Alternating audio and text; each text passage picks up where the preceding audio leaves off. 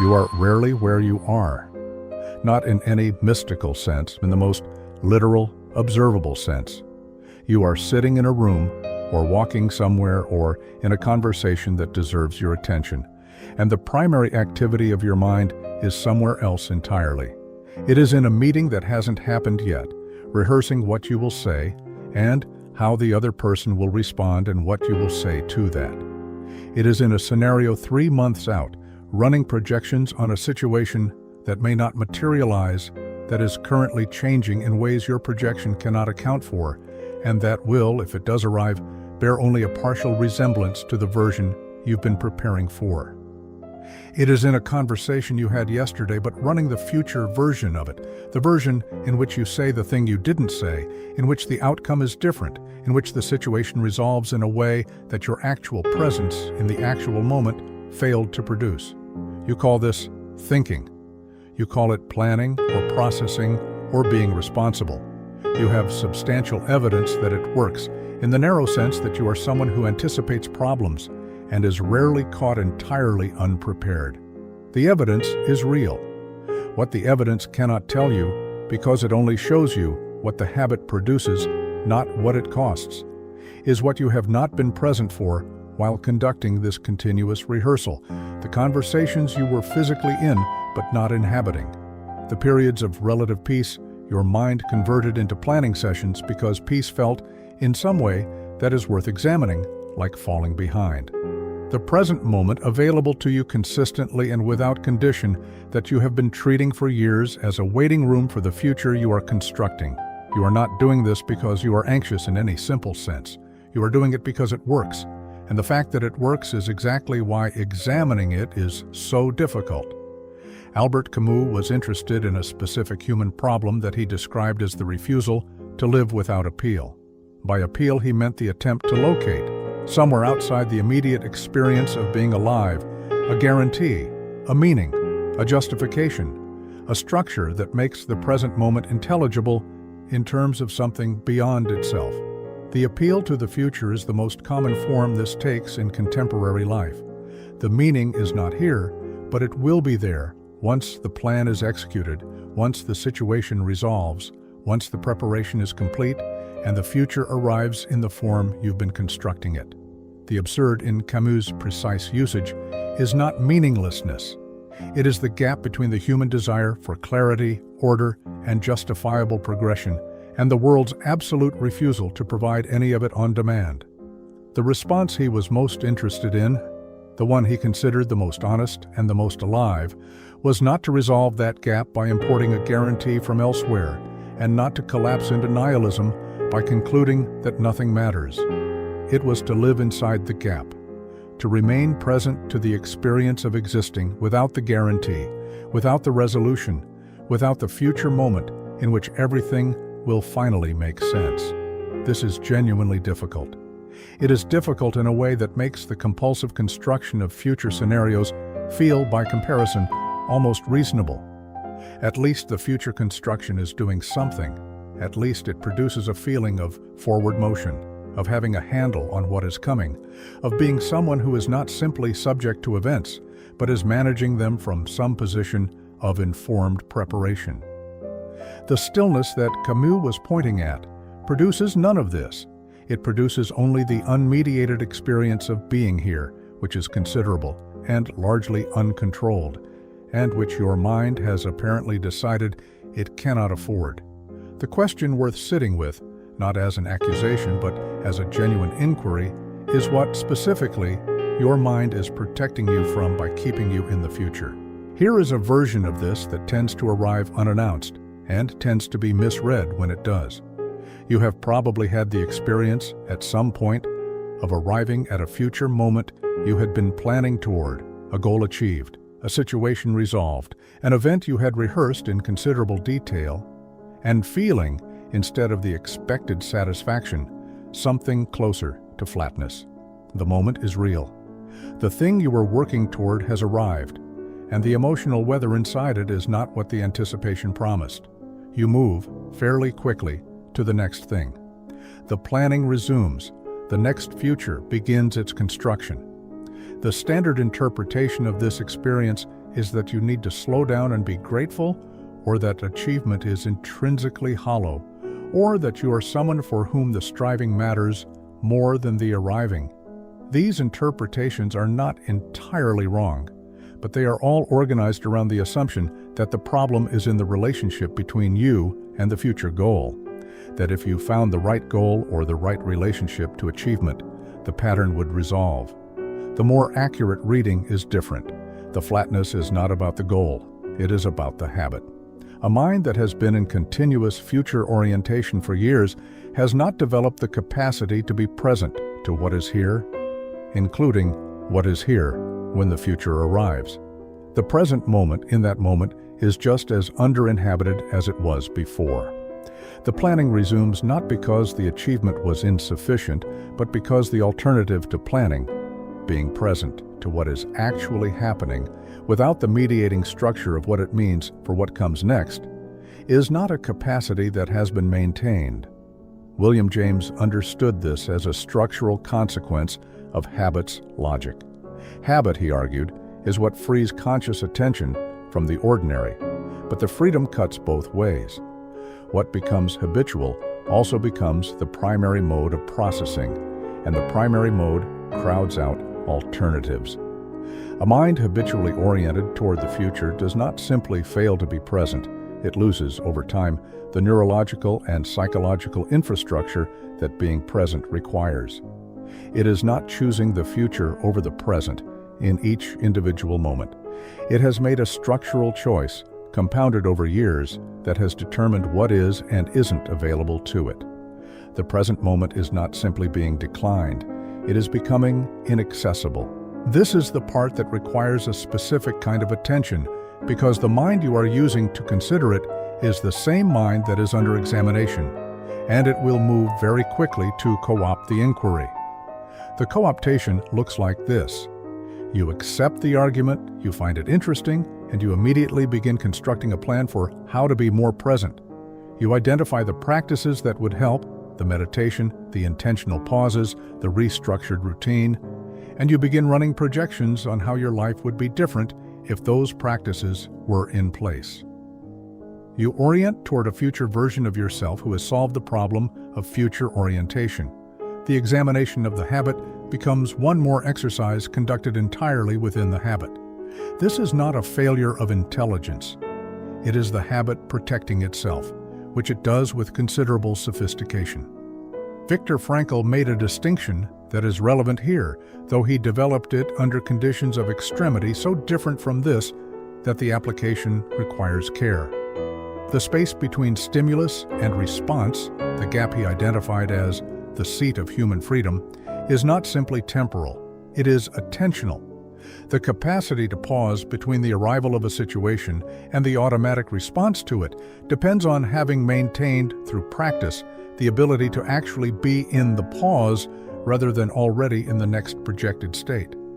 Frankl observed in the camps that the people who maintained the greatest interior freedom were frequently those who had, prior to their captivity, developed some practice of attending to the present moment as itself, not instrumentally, not as a means to a future state, but as the actual location of their existence.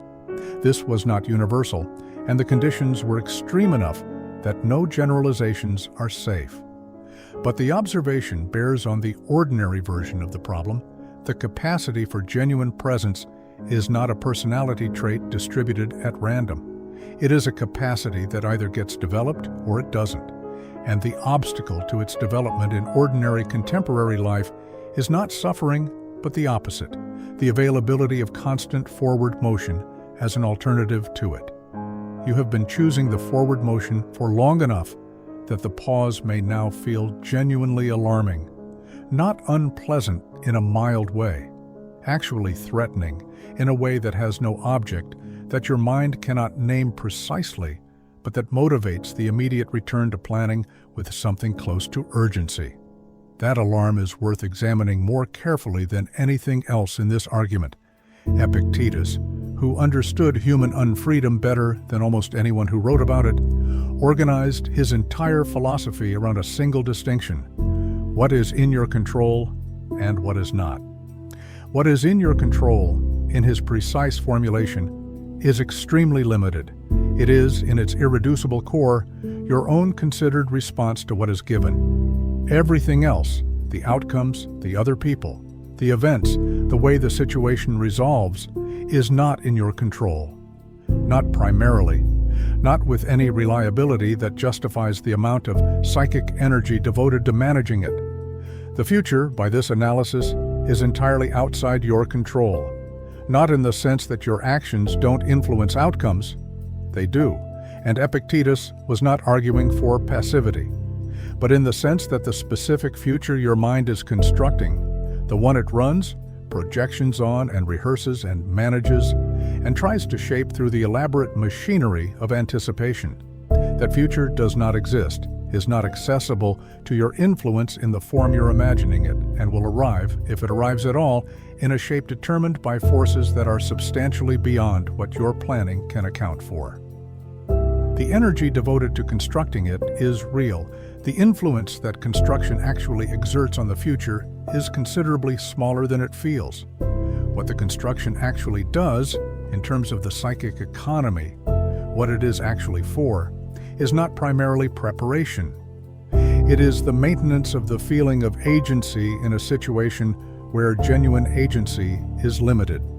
The elaborate scenario running produces the subjective experience of being someone who is on top of things, who is not simply subject to what happens, who is managing their own existence from a position of informed foresight. This feeling is valuable. It is also, in significant part, a substitution.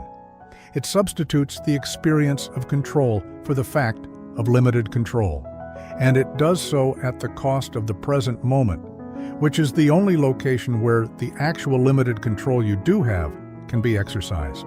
Here is the specific application that most people who are considering this argument have not thought through, and that is worth slowing down for. Your relationships are conducted primarily in the present tense. They exist in real time, in the actual exchange of actual presence between people who are actually here. What you bring to those exchanges, the quality of attention available to you, the degree to which you are encountering the other person as they are, rather than as a variable in your projected scenarios, determines, in large part, what those relationships actually are and what they are capable of becoming. A person who is perpetually in the future does not have relationships in any full sense. They have relationships that run on the surface of their attention while the primary processing happens elsewhere. The other person in the conversation is being listened to by a fraction of a mind that is also already in the next meeting, the next problem, the next version of this conversation with its next required response. This is felt. It is almost always felt, even when it is never named. The people who know, in some way they may never articulate that they are not receiving your full presence. They receive your competence, your reliability, your careful management of the relationship as one more system to be maintained. They do not often receive you. And here is the thing that is harder to say. You may not know what it would feel like to offer them that. Because the part of you that would be offered, the part that is present to this specific person, in this specific moment, without simultaneously managing what it means for what comes next, may not be accessible in the way it would need to be. Not because you are withholding it, because it may not currently exist in a form that can be given. Fromm's concept of active love, love as a directed orientation toward the actual reality of another person, requires, as its precondition, presence. You cannot be actively oriented toward someone's actual reality if your primary cognitive activity is elsewhere. The care is real, the intention is real. The presence that would make the care legible to the other person is the missing element, and it is missing not through failure of feeling, but through the habitual redirection of attention that the future orientation requires. This is not a charge. It is a structural description of what the habit costs in the domain where the cost is most significant. There is a version of this problem that disguises itself as its opposite, and it is worth naming because it is common among people who think carefully about themselves. You may have concluded at some point that your future orientation is actually a form of anxiety, and that anxiety is what you are managing. This conclusion is available, is probably partially accurate, and has a crucial limitation. It explains the origin without explaining the structure, and then it becomes one more piece of self-knowledge that is used in lieu of genuine change. The anxiety account says, "I am this way because of early experiences that made the future feel threatening and the present feel unsafe, and therefore my planning is a coping mechanism." This is, in many cases, true. It is also, in many cases, a way of converting the symptom into an identity, of becoming someone who copes through future orientation rather than someone who is working on the capacity to be present. The diagnosis becomes the destination.